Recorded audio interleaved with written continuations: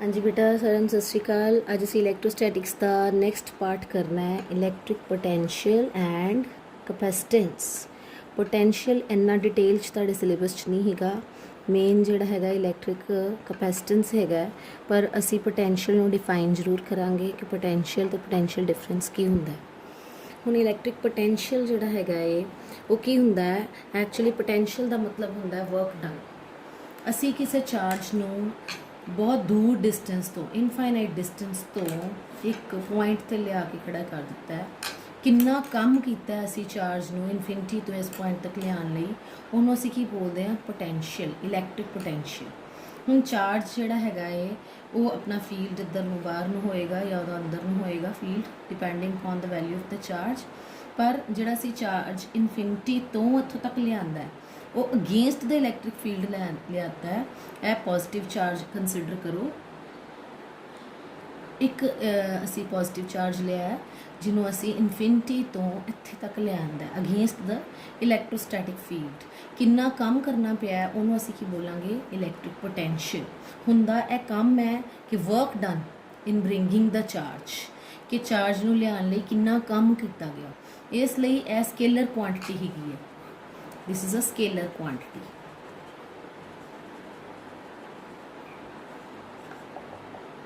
And it is given by work done over charge, कि charge नूं लिआउण लई किन्ना काम कीता है। ठीक है, ਇਹਦਾ मतलब हैगा है कि ਇਹਦੇ यूनिट्स की हो जाएंगे जाउल पर कूलम, क्योंकि कूलम चार्ज का यूनिट है तो जाउल वर्क डन का यूनिट है। ठीक है, यह हो गया इलैक्ट्रिक पोटेंशियल। दूसरी टर्म हैगी तुहाडे कोल पोटेंशियल डिफरेंस। पोटेंशियल डिफरेंस च तुसी दो पॉइंट्स जिहड़े हैगे आ वो ए ते बी ले लेने हैं। मतलब इन्ना को डिफरेंस है कि इलैक्ट्रिक पोटेंशियल च असी इनफिनिटी तो ए पॉइंट लियाना है ते जिहड़ा हैगा इलैक्ट्रिक पोटेंशियल डिफरेंस उहदे च की हैगा है कि दो इनफिनिटी तो चार्जिस लिआंदे है। एक ए पॉइंट के उत्ते रख दिता है, एक तुसी बी पॉइंट के उत्ते रख दिता है इनफिनिटी तो चार्ज लिया के। ठीक है, हुण इहदा अपना पोटेंशियल होएगा वी ए, इहदा अपना पोटेंशियल होएगा वी बी। इन्हां दोवां दा डिफरेंस जिहड़ा होएगा उहनूं की बोवांगे, उहनूं असीं कहांगे इलैक्ट्रिक पोटेंशियल डिफरेंस। ठीक है, वो की हो जाएगा V B minus V A is equal to W A B over charge, जिहड़ा तुसीं चार्ज लिया रहे हो। ठीक है, सपोज यह तुहाडे कोल ओ पॉइंट हैगा, इत्थे पॉजिटिव क्यू चार्ज तुसीं लिआंदा। ठीक है, हुण तुहाडे कोल यह भी असीं अगेंस्ट द इलैक्ट्रोस्टैटिक फोर्स लियाना।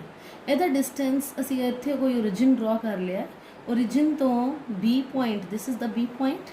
ठीक है, ओरिजिन तो B point the distance R B जे ले लीए तो ओरिजिन तो A point the distance R A ले लीए। ठीक है, तो फिर यदि वैल्यू जो निकालनी होए तो यदि पोटेंशियल डिफरेंस की वैल्यू की आएगी। पोटेंशियल डिफरेंस की value V B minus V A कि इक्वल होएगी 1/4πε0 Q into 1/RB minus 1/RA।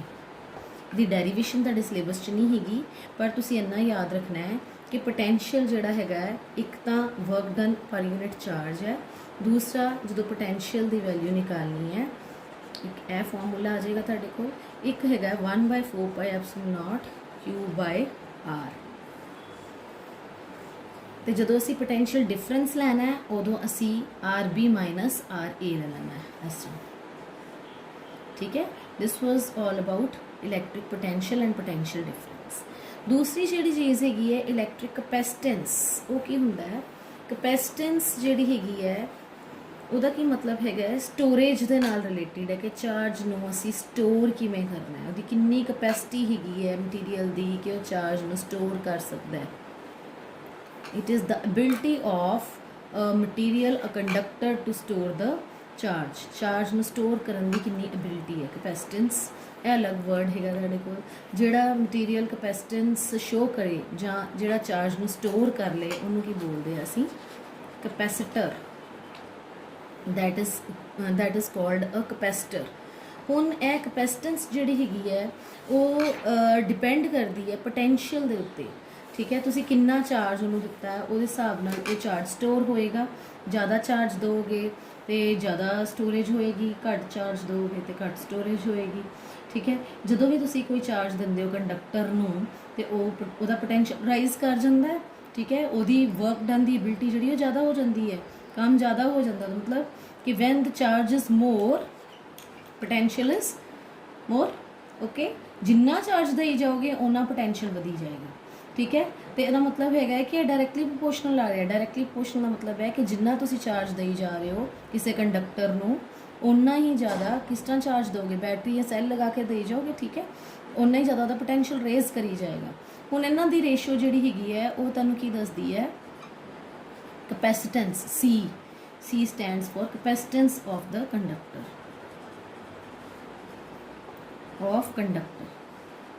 ਹੁਣ ਇਹ ਜਿਹੜੀ ਹੈਗੀ ਹੈ ਕਪੈਸਿਟੈਂਸ, ਠੀਕ ਹੈ, ਇਟ ਇਜ਼ ਇੰਡੀਪੈਂਡੈਂਟ ਆਫ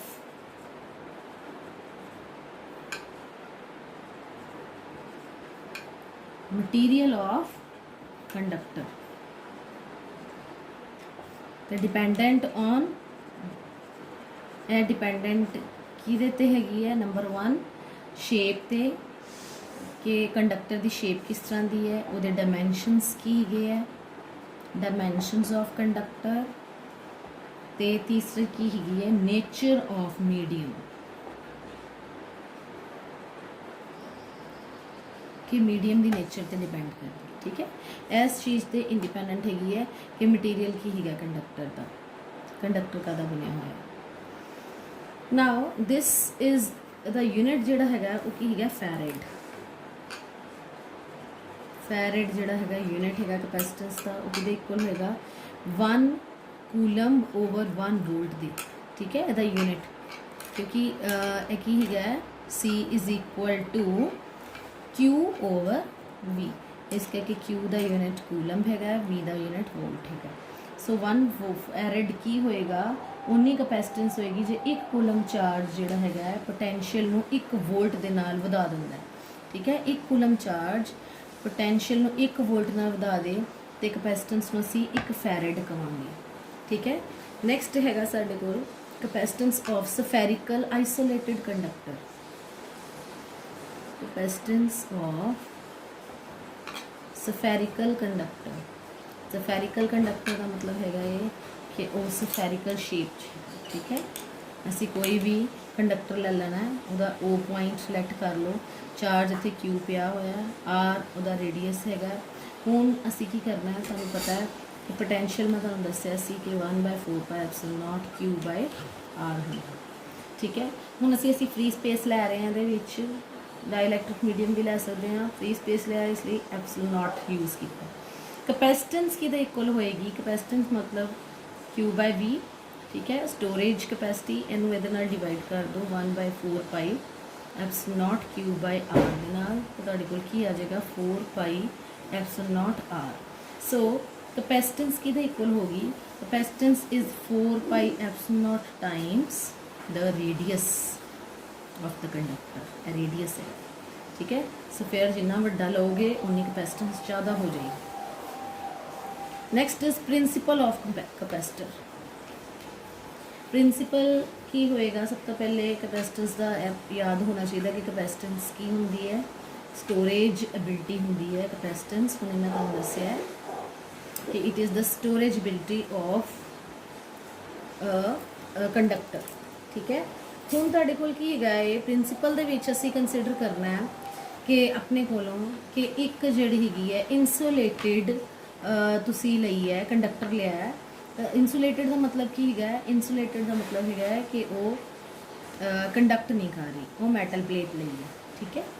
ਹੁਣ ਇਹਦੇ ਤੇ ਤੁਸੀਂ ਇਹਨੂੰ ਪੋਜ਼ਿਟਿਵ ਚਾਰਜ ਦੇ ਦਿਓ, ਉਸ ਤੋਂ ਬਾਅਦ ਕੀ ਹੋਏਗਾ, ਇੰਨਾ ਚਾਰਜ ਦੇਣਾ ਹੈ ਕਿ ਇਸ ਤੋਂ ਜ਼ਿਆਦਾ ਇਹ ਕਪੈਸਿਟੀ ਨਾ ਹੋਏ ਉਹਦੇ ਕੋਲ ਹੋਰ ਲੈਣ ਦੀ, ਠੀਕ ਹੈ। ਚਾਰਜ ਦੇਈ ਜਾਓ ਤਾਂ ਪੋਟੈਂਸ਼ੀਅਲ ਮੈਕਸਿਮਮ ਹੋ ਜਾਏ, ਠੀਕ ਹੈ, ਉਦੋਂ ਤੱਕ ਦੇਈ ਜਾਓ। ਉਸ ਤੋਂ ਬਾਅਦ ਜੇ ਦੋਗੇ ਤਾਂ ਲੀਕ ਕਰ ਜਾਏਗਾ, ਠੀਕ ਹੈ। ਇੰਨਾ ਜ਼ਿਆਦਾ ਤੁਸੀਂ ਦੇਣਾ ਹੈਗਾ ਕਿ ਉਹ ਸਰਾਊਂਡਿੰਗਸ 'ਚ ਲੀਕ ਕਰ ਜਾਏ, ਜੇ ਇਸ ਤੋਂ ਹੋਰ ਜ਼ਿਆਦਾ ਦੇਣਾ ਤੇ। ਹੁਣ ਤੁਸੀਂ ਇੱਕ ਹੋਰ ਮੈਟੈਲਿਕ ਪਲੇਟ ਇਹਦੇ ਕੋਲ ਲੈਣੀ ਹੈ, ਠੀਕ ਹੈ। ਹੁਣ ਇਹਦੇ ਕੋਲ ਮੈਟੈਲਿਕ ਪਲੇਟ ਲਿਆਓਗੇ, ਇਹਦੇ 'ਚ ਤੁਸੀਂ ਐਕਸਟਰਾ ਦੇ ਦਿੱਤਾ ਹੋਇਆ ਤਾਂ ਕਿ ਉਹ ਲੀਕ ਕਰ ਜਾਏ ਚਾਰਜ, ਠੀਕ ਹੈ। ਤੇ ਇਸ ਲਈ ਇਹਨੂੰ ਮੈਕਸਿਮਮ ਰੱਖਣਾ ਹੈ, ਇਹਦਾ ਪੋਟੈਂਸ਼ੀਅਲ ਮੈਕਸਿਮਮ ਹੈਗਾ ਇਸ ਟਾਈਮ। ਹੁਣ ਤੁਸੀਂ ਕੀ ਕੀਤਾ ਹੈ, B ਪਲੇਟ ਕੋਈ ਨਾਲ ਲਿਆ, ਹੁਣ ਬੀ ਦੇ ਉੱਤੇ ਇੰਡਕਸ਼ਨ ਹੋਏਗੀ। ਇੰਡਕਸ਼ਨ ਦਾ ਤੁਹਾਨੂੰ ਪਤਾ ਹੈਗਾ ਹੈ ਕਿ ਜੇ ਇੱਥੇ ਪੋਜ਼ਿਟਿਵ ਚਾਰਜ ਇੱਥੇ ਆਪਣੇ ਆਪ ਨੈਗੇਟਿਵ ਇੰਡਿਊਸ ਹੋ ਜਾਏਗਾ। ਇੰਡਕਸ਼ਨ ਇਹਨੂੰ ਬੋਲਦੇ ਆ ਕਿ ਚਾਰਜ ਤੁਸੀਂ ਦਿੱਤਾ ਨਹੀਂ, ਆਪਣੇ ਆਪ ਆ ਗਿਆ ਇੱਥੇ। ਜੇ ਇੱਥੇ ਨੈਗੇਟਿਵ ਹੈ ਤਾਂ ਇੱਥੇ ਪੋਜ਼ਿਟਿਵ ਹੋਏਗਾ, ਕਿਉਂਕਿ ਇਹ ਜਿਹੜੀ ਹੈ ਆਪਣੇ ਆਪ ਨਿਊਟਰਲ ਕਰੇਗੀ। ਹੁਣ ਕੀ ਹੋਏਗਾ ਕਿ ਇਹ ਬੀ ਪਲੇਟ ਹੈ, ਇਹ ਏ ਪਲੇਟ ਹੈ। ਹੁਣ ਜਦੋਂ ਅਸੀਂ ਇਹ ਬੀ ਪਲੇਟ ਲਿਆਂਦੀ ਹੈ, ਉਹਦੇ ਨਾਲ ਇਹ ਚਾਰਜ ਇੰਡਿਊਸ ਹੋ ਗਿਆ, ਨੈਗੇਟਿਵ ਚਾਰਜ ਸੀ। ਨੈਗੇਟਿਵ ਨੇ ਕੀ ਕੀਤਾ, ਇਹਦਾ ਪੋਟੈਂਸ਼ੀਅਲ ਘਟਾਤਾ ਜਿਹੜਾ ਮੈਕਸਿਮਮ ਸੀ, ਕਿਉਂਕਿ ਨੈਗੇਟਿਵ ਜਿਹੜਾ ਹੈ ਉਹਨੂੰ ਚਾਰਜ ਨੂੰ ਅਟਰੈਕਟ ਕਰੇਗਾ ਨਾ ਆਪਣੇ ਵੱਲ ਪੋਜ਼ਿਟਿਵ ਨੂੰ। ਇਹਦਾ ਮਤਲਬ ਏ ਦਾ ਪੋਟੈਂਸ਼ੀਅਲ ਘਟ ਗਿਆ। ਠੀਕ ਹੈ, ਇਹਦਾ ਮਤਲਬ ਜਦੋਂ ਤੁਸੀਂ ਇਹ ਕੋਈ ਨਾਲ ਅਨਚਾਰਜਡ ਕੰਡਕਟਰ ਲਿਆਉਂਦੇ ਹੋ ਤਾਂ ਉਦੋਂ ਕੀ ਹੁੰਦਾ ਹੈ ਕਿ ਪਹਿਲੇ ਵਾਲੇ ਦਾ ਕਪੈਸਿਟੈਂਸ ਜਿਹੜੀ ਉਹ ਘਟ ਜਾਂਦੀ ਹੈ। ਇਟ ਹੈਜ਼ ਬਿਨ ਡਿਕਰੀਜ਼ਡ, ਏ ਦਾ ਪੋਟੈਂਸ਼ੀਅਲ ਜਿਹੜਾ ਹੈਗਾ ਉਹ ਘਟ ਗਿਆ।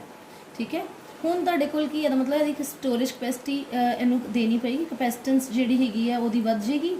ਠੀਕ ਹੈ, ਕਿਉਂਕਿ ਇਹਦਾ ਪੋਟੈਂਸ਼ੀਅਲ ਘਟ ਗਿਆ। ਪੋਟੈਂਸ਼ੀਅਲ ਘਟ ਗਿਆ ਦਾ ਮਤਲਬ ਹੈਗਾ ਕਿ ਉਹਨੇ ਸਟੋਰ ਹੋਰ ਕਰਨ ਦੀ ਕਪੈਸਿਟੀ ਵੱਧ ਗਈ ਉਹਦੀ। ਠੀਕ ਹੈ, ਪੋਟੈਂਸ਼ੀਅਲ ਘਟਣ ਦੇ ਨਾਲ ਇਹਦੀ ਕਪੈਸਿਟੈਂਸ ਥੋੜੀ ਵੱਧ ਗਈ ਹੈ। ਹੁਣ ਤੁਸੀਂ ਇਹਨੂੰ ਕੀ ਕਰਨਾ ਹੈਗਾ, ਬੀ ਪਲੇਟ ਨੂੰ